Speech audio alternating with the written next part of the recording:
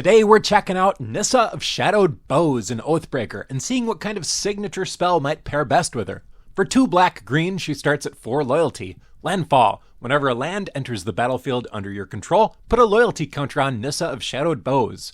+1. Untap target land you control. You may have it become a 3/3 elemental creature with haste and menace until end of turn. It's still a land. -5. You may put a creature card with converted mana cost less than or equal to the number of lands you control onto the battlefield from your hand or graveyard with 2 +1/+1 counters on it. Alright, that's pretty unique. A planeswalker with landfall. And an ultimate that reanimates? That's really not what I would have expected. It's so easy to get to, too. We can play this, then play a land, then we have the 5 loyalty necessary, and if we need to, we can -5 her right away. If that was our plan, we could pick a signature spell that we could cast for free, like Deadly Rollick or Snuff Out. That said, I don't think this is the best way to play this Oathbreaker.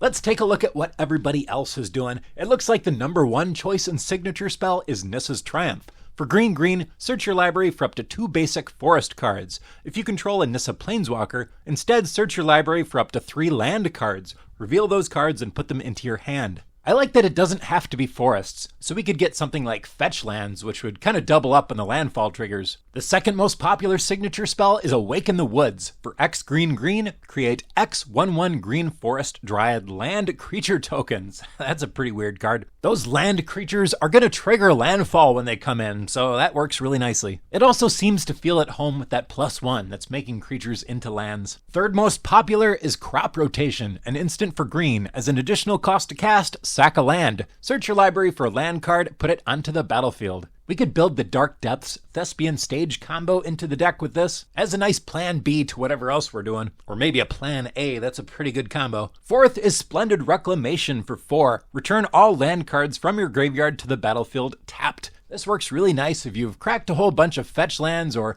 gotten a whole bunch of lands into your graveyard somehow. Like Crop Rotation, this is kind of a build around signature spell, just a little bit. Fifth is Harrow for 3 mana. As an additional cost to cast this spell, sack a land. Search your library for up to 2 basic land cards, put them onto the battlefield, then shuffle. Assuming our deck has more landfall payoff stuff, I think that this one is probably my favorite because it's an instant. At number 6 is Scapeshift. For 4 mana, sack any number of lands. Search your library for up to that many land cards, put them onto the battlefield tapped, then shuffle. You don't even have to get basics with this. We can go get fetch lands. Granted, they do come into play tapped, so we gotta wait till our next turn to crack them. If we wanted to synergize with the -5 to get exactly what we wanted, we could play Entomb for a single black mana. Search your library for a card and put it into your graveyard. That really is the best option, and it only costs about $6 these days, but if we're building on a budget, Marked Grave does a similar thing. For 2 mana, search your library for a non-legendary card and put it into your graveyard. And Jarad's Orders, as well as Final Pairing, can both search up 2 cards. You put 1 into your hand and 1 into your graveyard. Sylvan Awakening might be an interesting route. For 3 mana, until your next turn, all lands you control become 2/2 elemental creatures with reach, indestructible, and haste. They're still lands. That feels flavorful since Nissa already makes lands into creatures.